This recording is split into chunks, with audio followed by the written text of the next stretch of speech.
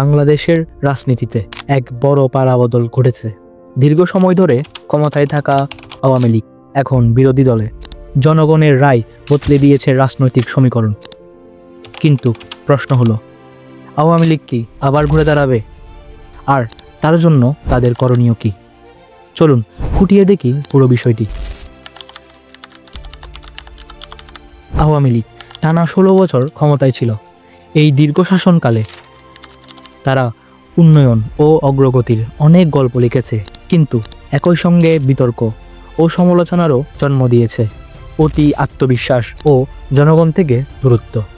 দীর্ঘদিন ক্ষমতায় থাকলে অনেক দল এক ধরনের আত্মতুষ্টিতে ভোগে। আওয়ামী লীগের ক্ষেত্রেও এমনটাই হয়েছে। নেতাদের উপর জনগণের আস্থার অভাব তৈরি হয়েছিল। দুর্নীতি ও স্বজনপ্রীতি।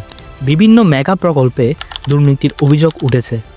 ব্যাংক কেলেঙ্কারি, ক্যাসিনো কাণ্ড এবং কিছু বড় নেতার সম্পদের পাহাড় জনগণের মধ্যে অসন্তোষ তৈরি করেছে।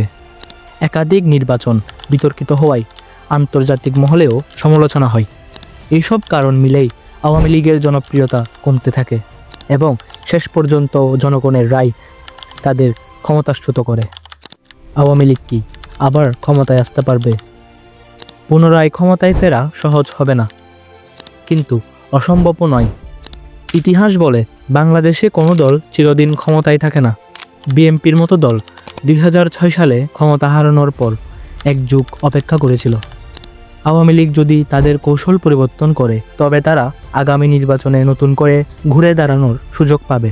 ক্ষমতায় ফিরতে আওয়ামী লীগের করণীয় কি?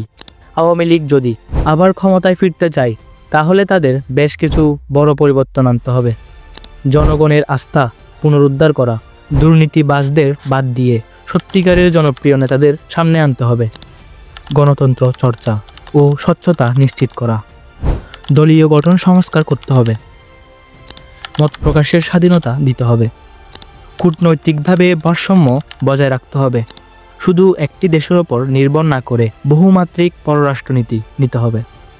বিরোধীদের কণ্ঠরোধ না করে প্রতিদ্বন্দ্বিতার মাধ্যমে জনগণের আস্থা অর্জন করতে হবে। বাংলাদেশের রাজনীতি সবসময় চমকপ্রদ ও অপ্রত্যাশিত। আওয়ামী লীগ কি আবার ঘুরে দাঁড়াবে, নাকি তাদের জনপ্রিয়তা আরও কমবে? সময় বলে দেবে এর উত্তর। তবে একটি জিনিস নিশ্চিত, যে দল জনগণের আস্থা অর্জন করতে পারবে, শেষ হাসিটাও তারাই হাসবে।